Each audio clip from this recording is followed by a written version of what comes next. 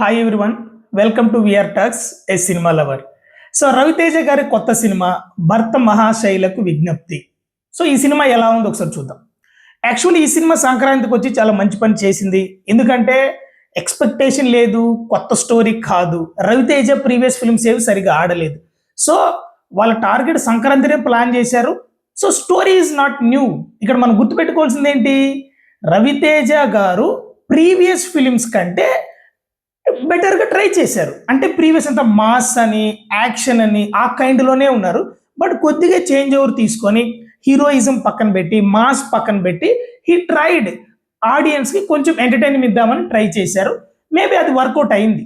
So ఇంకోటి ఏంటంటే ఈ సినిమా సంక్రాంతికి రావడం ప్లస్ పాయింట్ అయింది. స్టోరీ ఈజ్ నార్మల్, ప్రీవియస్గా మనం చాలా ఫిలిమ్స్లో చూసిందే. కాకపోతే ఆ సింపుల్ స్టోరీని, తెలిసిన స్టోరీని ఎంటర్టైన్మెంట్ వేలో బోర్ కొట్టకుండా డైరెక్టర్ తీశారు. ఆ క్రెడిట్ అంతా డైరెక్టర్దే. First pillar, main pillar director. ఆ తర్వాత కామెడీ వర్క్ అయింది. సో మన సత్య గారి కామెడీ చాలా ప్లస్ అయింది ఫిలింకి. సో సెకండ్ పిల్లర్ సత్య గారు. థర్డ్ యాజ్ యూజువల్ మన మాస్ మహారాజా రవితేజనే. సో మన రవితేజ గారు ప్రీవియస్ ఫిలిమ్స్ కంటే కొంచెం చేంజ్ ఓవర్ తీసుకొని ట్రై చేసి మనకు ఒక మంచి ఎంటర్టైన్మెంట్ ఇవ్వడానికి ట్రై చేశారు. ఎంటర్టైన్మెంట్ ఇచ్చారని లేదు, ట్రై చేశారంటున్నా.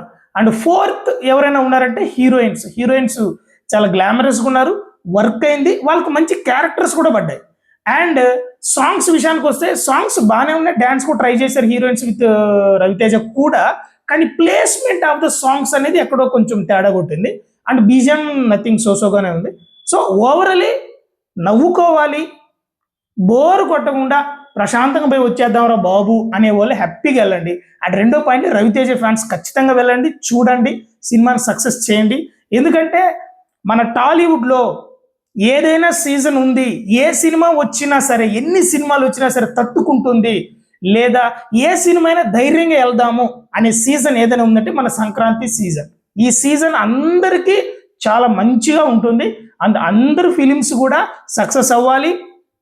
మన రాజేశాబు సక్సెస్ అవ్వాలి, మన చిరు మెగాస్టార్ గారిది మన శివశంకర్ వరప్రసాద్ కూడా సక్సెస్ అవ్వాలి, రవితేజ గారిది కూడా సక్సెస్ అవ్వాలి. కాకపోతే మీకు తెలియదు ఏముంది, ఆడియన్స్ డిసైడ్ చేస్తారు which one is good or not అని. Okay, thank you.